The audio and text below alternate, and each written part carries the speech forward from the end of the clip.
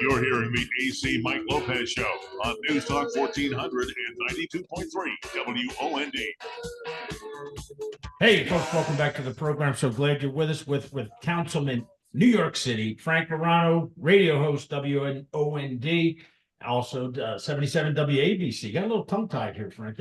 I got to slow down, right? I got to slow down. My sister called me the other day. Mike, sometimes you sound so good on the radio, and I love family because they just tell you the way it is. You sound really okay, and I'm like, okay, I feel like whatever. She goes, but sometimes, man, you're just racing. Where are you going? Well, first of all, I agree with her to some extent because you need 2 hours. This is a 2-hour show that you are trying to squeeze in to 60 minutes with 2 news breaks and multiple commercial breaks. It just can't be done. Nobody can do it. You're getting to be like the micro machine guy, that used to race through the speed reading. You need 2 hours. No disrespect to Ann Baker or anybody else. This needs to be a 2-hour show, at least. Okay, enough out of you. There's a reason, like Don Williams sounds like he's speaking so slowly, is because he's taking a 2-hour show and stretching it to 4 hours. He's got the opposite problem that you have. That's I mean, you know what? I didn't think you would have the proper answer. Not that I think less of you, but you're right on. There you go. And I love listening to Don each and every morning when I'm doing my little thing. Right. So, hey, Frankie, real quick, man, I'd be remiss if I didn't mention, a little bit of sports. We're going to talk. We'll get into some other stuff too. LeBron back to the Sixers, not back to the Sixers, coming to the Sixers, Phillies, Yankees, anything happening with your Mets. We'll touch about that as well, real quick. Well, look, first of all, I was listening to, as I always enjoy the conversation between you and Josh. I learned more from listening to the two of you than I do reading the sports pages because you bring a street sensibility covered with a wisdom of experience and a sports fan's knowledge. And it's the kind of thing that you really don't get even on the sports stations. And I hope people listening on WOND, whether they listen every day or whether they're just driving into town or driving around South Jersey and they stumbled upon the dial, they understand how lucky they are to have a full service radio station and radio show like this, because you guys are doing sports better than any of the sports people are doing it. You're talking about music with greater insight than a lot of the music stations. And you're talking about all the live events. And I would argue a lot of the political insight that me and others bring to the table is better than what you hear on a lot of the straight political stations. But it's just so depressing as a Met fan that, I'm listening to you guys talking about the trading deadline. And, I was told by people that are smarter than me about this stuff that this game that Peralta just pitched against the Dodgers this weekend may be his last game as a Met because the Mets are getting ready to deal him because the Mets are sellers, not buyers, going into this trading deadline. And I'm just wondering, the Mets are in last place and they show no signs of life almost ever. They did beat the world champion Dodgers yesterday after losing 2 in a row. But I mean, how much more could we deal? Could this team get any worse? What do we have to give away? The one player that we have that's showing some signs of a pulse, Soto, is now hurt apparently, and yet we're dealing. Who would want what we have to deal? It's just a depressing time to be a Met fan. So there's not a lot to be optimistic about. That being said, I don't mean to, just deviate the direction of the conversation. If people have not listened to the first episode of the AC Mike Show, then they need to drop whatever their plans are for 1 o'clock and make sure that they listen to this first episode of the AC Mike Show podcast right away. I got to tell you, I am somebody that has a lot of experience in radio and a little less experience in television. I hate that you're this good at this with your first episode of the podcast. Obviously, everything that you've been doing on Facebook and certainly on radio and all the live event stuff you do is such a great training ground for this.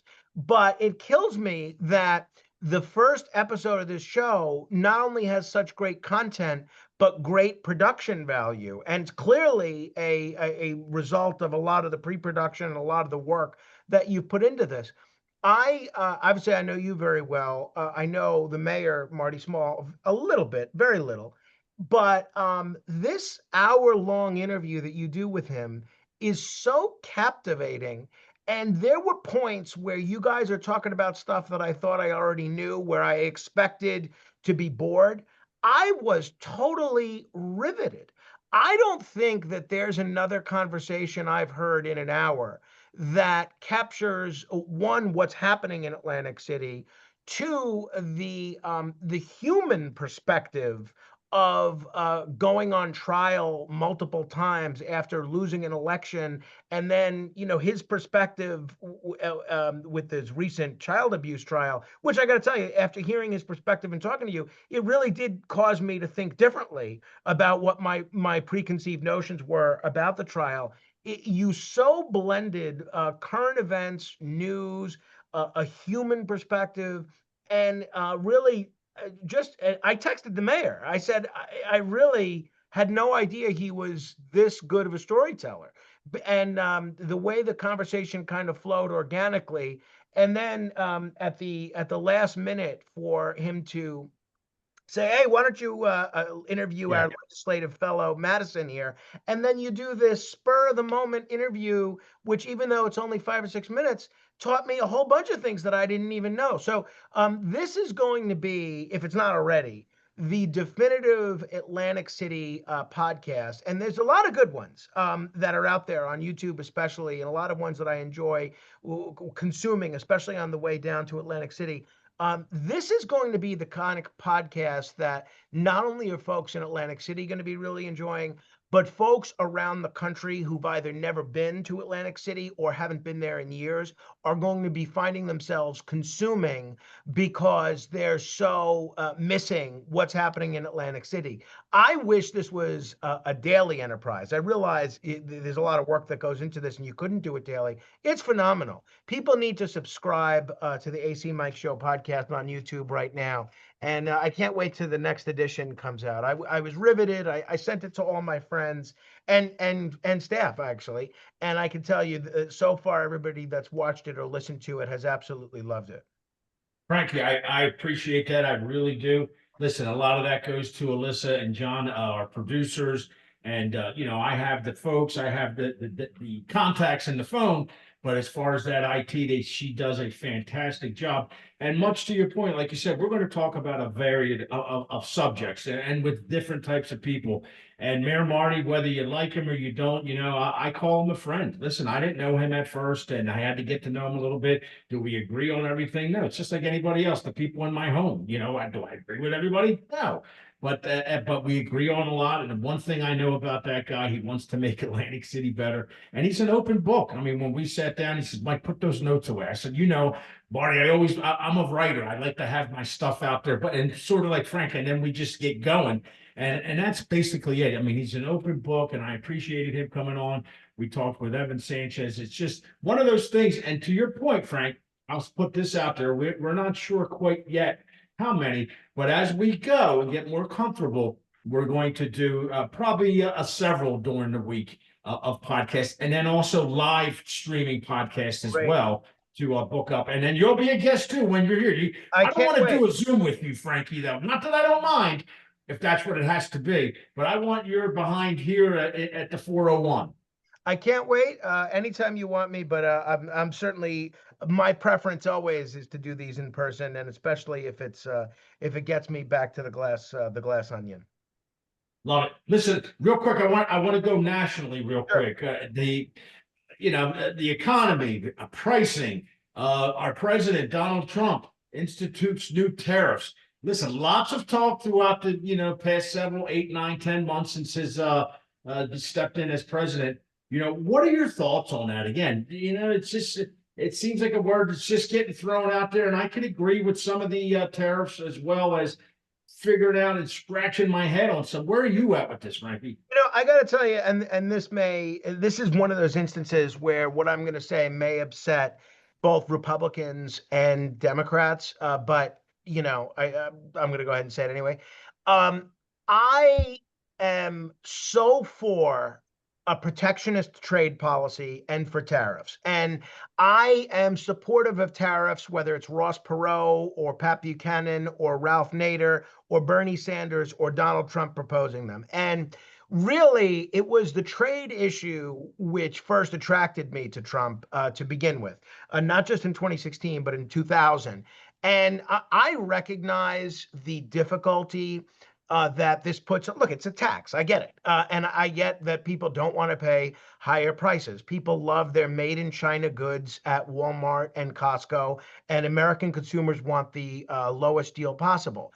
The fact of the matter is, there is no reason why an American manufacturer who is paying his workers $15 an hour or more and pay and with health benefits and in some cases needing to adhere to very stringent environmental policies. There is no reason that American manufacturer should have to compete on a level playing field with somebody in Vietnam or in China who's paying their workers 20 cents an hour and polluting like crazy. And both of those manufacturers get access to the American consumer at the same level. No. If you're going to pay slave wages and pollute like crazy, you better be expected to pay a tax to get access to the American consumer. And is it going to result in higher prices for consumers? Very possibly. You know what? I will happily pay a higher price for a pen or a mouse or a notepad if it means protecting American jobs. And I am all for this. Now I saw I think it was Sweden that was complaining they didn't like how they were being characterized in terms of forced labor. Maybe some of the characterizations of some of these countries that are using forced labor need to be recategorized. I'm all for that.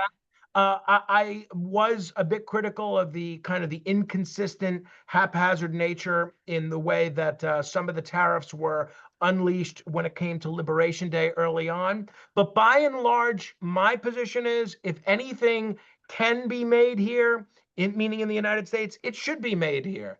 And if you're going to choose to make it elsewhere, then you better be expected to pay. And this is not a partisan issue because both Democratic and Republican presidents have been addicted to this free trade at all costs ideology because the people that make the most, that benefit the most, aside from consumers, are these giant multinational corporations that can then move to Mexico, to Vietnam, to Taiwan, to China, to wherever, Bangladesh, and then ship their jobs there, save a ton of money, and then ship their goods back into this country and sell the same goods to the same consumers at a fraction of the price. And what do those people that make all that money do? They bankroll politicians. And that's one of the reasons why you've seen Republicans and Democrats for 35 years both pushing this free trade ideology. And I'm glad that that Trump is at least putting a little bit of a stop to it. So I recognize that whether you're on the business side of things or whether you're a consumer, this is a tough pill to swallow. I'm not trying to belittle that, but I love it. This is one aspect of the Trump agenda, and I've been critical of many aspects of it on foreign policy and domestic policy. This is an aspect of the Trump agenda I'm all for. I say, go Trump, go. Yeah, and again, when you put it out that way, I side with you, Frankie. And again, as you said, both sides of the pendulum, Republicans, Democrats, and whomever else. That free trade, we have to be able to come back and bring it back to the United States. This is what we were built on. It can happen. People say, no, we're beyond that now. No. Jobs, this is where it should be happening. Made in the USA. Again, for a few cents more, I'm not rolling around in dough neither, but I would sacrifice that in order to get more jobs and things being made here, produced here, and brick and mortar factories going up as well. Folks, we're talking with New York City Councilman Frank Morano. We got to take a quick break, 609-927-1100. We'll be right back. We're going to jump into a couple other things. Fauci, there's some more controversy coming up with Mr. Fauci. So we'll be right back, 609-927-1100. With GMF financing, qualified buyers excludes Traverse and Corvette excludes Fauci fire sales. Express. The summer of savings is going on right now Frankie, at that was Bennett great. Chevrolet with the You went hottest berserk. deals I you'll love it. find anywhere. But you're New so vehicles right. sell at the true GM supplier I appreciate employee price. Plus, Hold you on, keep somebody all sent the you a rebates, message, Frank. saving you Hold as on. much as 20%. Tell Frank, And thanks with for Bennett's that available endorsement. 0% financing, you'll said save that? even Oh, more. one of the guys that are If you're helping looking me to with the trade your vehicle podcast. towards Oh, any good. pre-owned in stock, Listening you'll in, get a PA. minimum And he says $10,000 that was for your phenomenal for trade. everybody. No matter Thank you. how Good, old, no matter how rotted out, even if it doesn't Yeah, if run, I knew just their name, I get it would have, here and get a minimum 10 grand towards any I would've pre-owned in done that. stock. Plus, our Jeff Pam non-commission sales Publishing. team is John built on and your Alyssa. satisfaction, not how much you All spend. good. So But no, there's you, never I any loved need what to you just negotiate. rolled There's there. never any Because, haggles or again, it's haggles. just like It's sometimes easy these to tariffs understand seem why to we just say throw that shit out nobody there. beats up I know Bennett that won't Chevy fall out deal. the And neck, I but mean nobody. Together, let's drive during the summer of savings at Bennett Chevrolet, Egg Harbor Township, and BennettChevy.com. One Stop Bait and Tackle on Atlantic Avenue has been serving Atlantic City for over 30 years. Check out their Frankie, huge what's selection of going fresh on too bait, with all rods, these reels, lures, what nets. is Speak those with owner shots? Noel about where Magovey? the fish are biting. People doing Did for you know that AC is holds the there record like for the longest any striped bass caught from research on land? that shit? Over It's a 78 good pounds. question. I One don't Stop know. Bait and I Tackle could is probably everything you'll use some need, of those whether you're myself, fishing but I from the haven't beach, done it jetty, yet. or boat. Go to their Facebook page, One Stop Bait AC. I mean, I see and view some their people daily that videos look of great. Atlantic City's Some hottest people, fishing they look spots a and little bit catches of the ragged. day. I guess when the One Stop heavier has you bait are. 24/7 through their fresh and frozen bait I machine was in the just outside doctor's their office door. last week Visit and One talking Stop to Bait some and Tackle, 416 Atlantic people. Avenue in Atlantic City. I'm just Open so 7 days curious a week about, from 6 to 6. you Call know, 348-9450 long-term effects, if or on there's Facebook any. at One But then I Stop hear Bait so much AC. good stuff, whether it's Atlantic City isn't just for gambling, diabetes entertainment, and coming nightlife. down. AC offers some of the best fishing spots from land anywhere on the East Coast. You know what time it is? Time to go fishing. Visit One Stop Bait AC on Facebook. One Stop Bait and Tackle now sells Probably got crabs. about a dozen, College 11 that or fits your 12 life and your people budget? who saw Yes, that please. podcast. Whether you're a Kinda recent high school locally, grad or wanna a know if working you adult wanna ready to rent start out college, space Atlantic for Cape the Community so it'll be a College different offers set. affordable tuition, You know, my stuff will flexible be, class but that was options, part of the and the idea. support to help right? you But succeed. they And through want New you to Jersey's rent out Community space for College rent. Opportunity Grant, Well, they want to tuition do can their even be podcast in the free. glass Make sunroof. college Oh, yeah. work for Oh, your okay. That life makes and sense. your Yeah. wallet. Yeah. Yeah. Register Well, for good. fall I mean, classes today no at reason you or you and John should make some money. atlanticcape.edu/register. Right. Got to get a price Here's a point, so I got tax, some estate, feelers and out nursing there. home Yeah, planning it's a tip great, with noted great tax thing. attorney I want to David rent R. out. Thurman. It's important to note and remember We're that really if gonna you soup want it to up, though, leave too, with, assets to your brothers or I got the sisters screen coming your in for the will, stage. New Jersey I'm going taxes to do you at something with the windows 11% outside. That's great. if the And assets then, you're leaving some your brothers special and events, like I sisters said, are special over events, $25,000 to each shows. sibling. Tune in for Birthday David R. party. Thurman and Gene Isley on It's Your Money, Saturday mornings at 8 on Live stream. WOND. Here we go. I want to talk about Fauci. Covering all things local. It's the AC Mike Lopez Show on News Talk 1400 and 92.3 WOND. Hey, folks, welcome back to the program. So glad you're with us, talking with New York City Councilman Frank Morano, Frankie Five Barrels Morano. Listen, Fauci. I just like saying it. Again, not funny to some people. Some people, when you bring this guy's name up, either they love him or they want to string him up. But I'm going to let you get into this one real quick, Frankie. Sure. Again, what is that controversy? And it doesn't seem to go away, and I don't think it's going. Yeah, so this is big, right?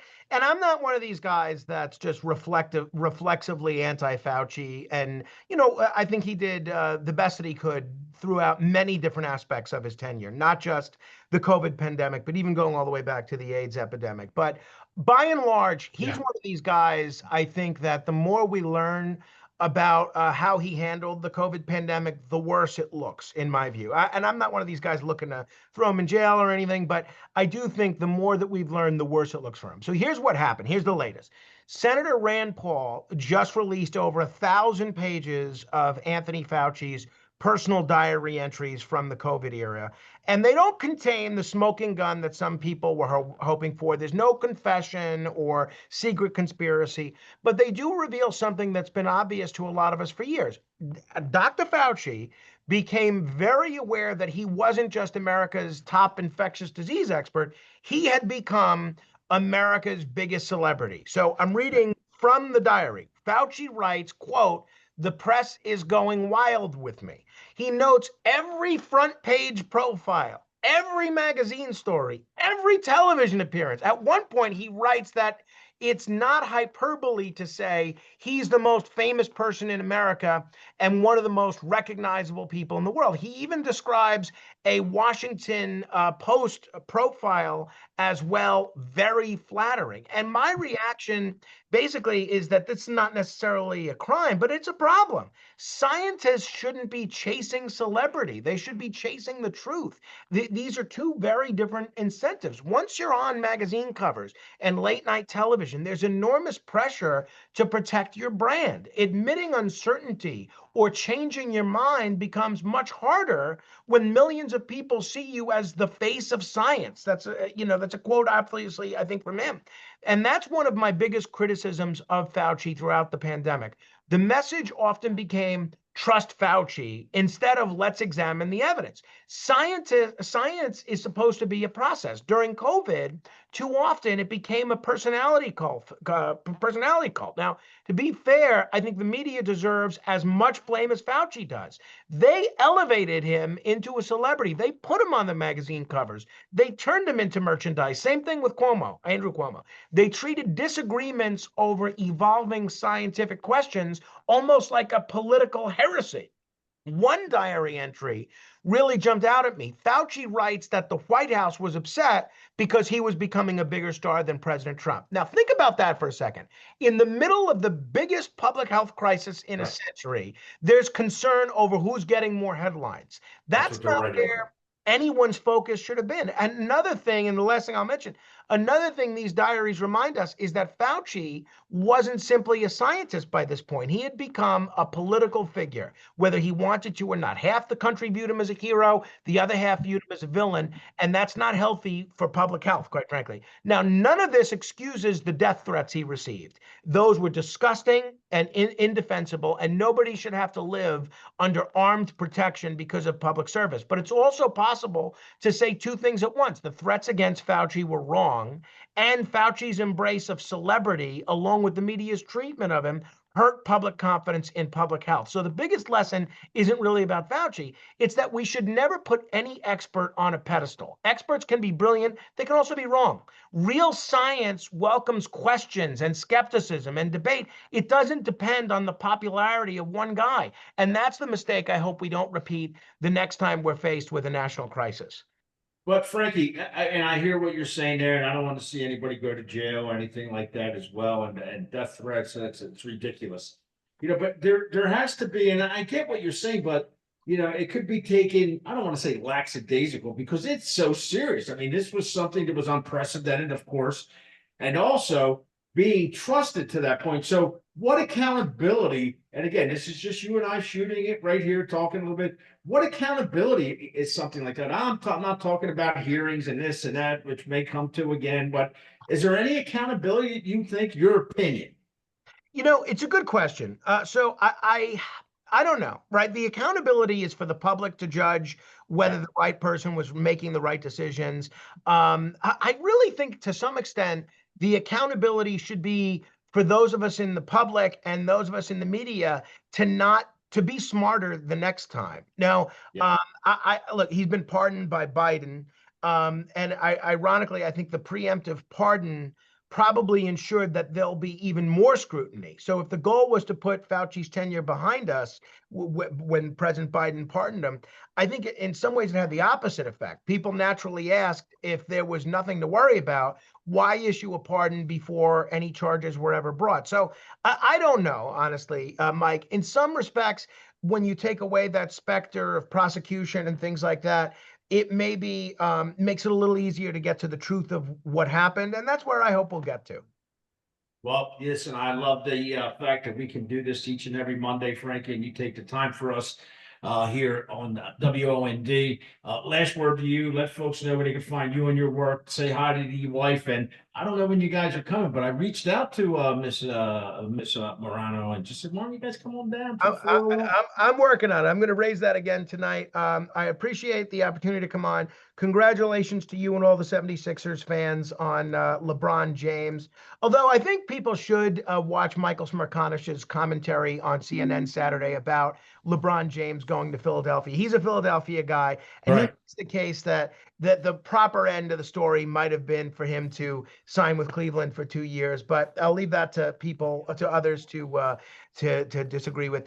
People could find me on Facebook, facebook.com/Morano fan, or find me on Twitter at Frank Morano. That's Morano. I'm hoping to make a trip out to the 48 block soon. And when I do, I hope people will come over and say hi. Meanwhile, people need to subscribe to that AC Mike Show podcast right away. Thank you, Frankie. I appreciate it. And listen, man, let's talk about Smerconish. Maybe put in contact with us. We'll get him as a guest here and see what his thoughts are. You know, I'm going to be filling in for him soon. Maybe when I do that, maybe I'll have you on as a guest on his show. Sounds good. There you go. Love it. Frankie, thank you. We got to go. Live, work, play AC. Check Frank out. Folks, jump on that cast as well. We appreciate all of you. Thank you. Live, work, play AC. Atlantic City Studio, Hard Rock Hotel.